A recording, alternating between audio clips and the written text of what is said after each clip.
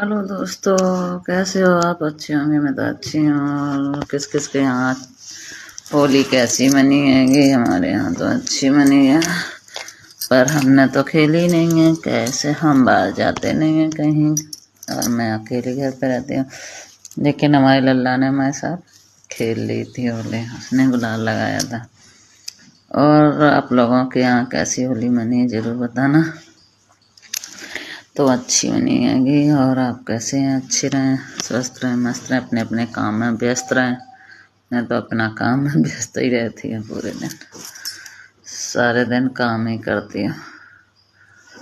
दोस्तों कमेंट में ज़रूर बताना, लाइक फॉलो करना मत भूला करो भाई मेरे, बहन मेरी, लाइक फॉलो कर लिया करो। और मेरे यूट्यूब चैनल पर सब्सक्राइब कर लिया करो, नीता देवी नाम से। राधे राधे दोस्तों।